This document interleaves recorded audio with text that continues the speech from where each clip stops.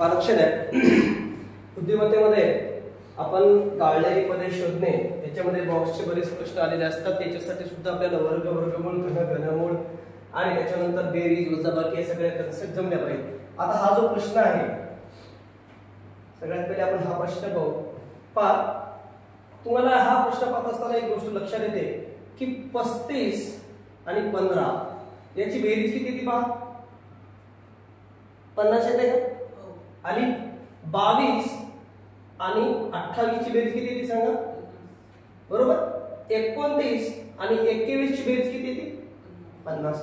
मग 31 आणि किती 50? 31 आणि 19 50. म्हणजे उत्तर काय आलं? 19. काय आलं उत्तर? 19. मला सांगा 10 चा घन प्लस 2 बरोबर किती? 1002. 3 चा घन प्लस 2 बरोबर किती? 29. 8 चा घन प्लस 2 किती सांगा? 512 प्लस 2 514.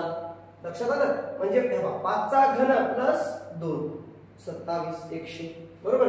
म्हणजे इथं घनांचा आहे, इथं समोरासमोरची बेरीज किती आहे? 50 आहे. ठीक आहे. आता आपण इकडे येऊया.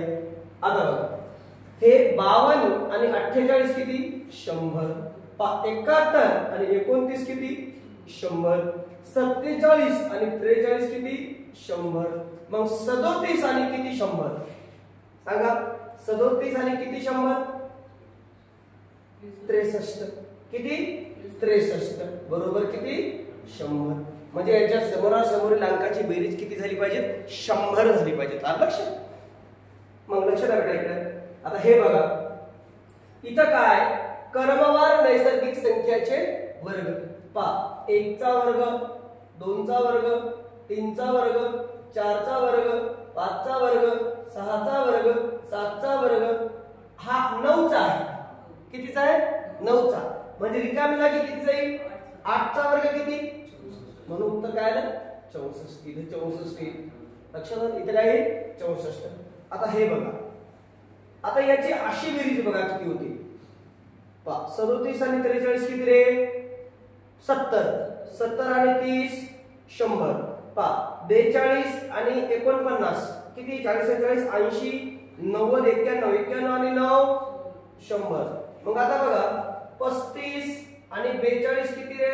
7. आणि हे पर 4 आणि 3 7 77. 77 मध्ये किती टाकवायचे? 100 होतात. 23 झालं. इथे उत्तर येणार 23. म्हणजे याची पण बेरीज किती आली पाहिजे? 100 आली पाहिजे. आता हे अति सोपं. पहा, याचा आणि याची बेरीज करा. 3 अधिक 3 कंसाचा घन. पहा, 6 चा घन किती? 3 आणि 3 6 चा घन किती? 216. 7 आणि 8 8 चा घन किती? 512. 3 आणि 2 5.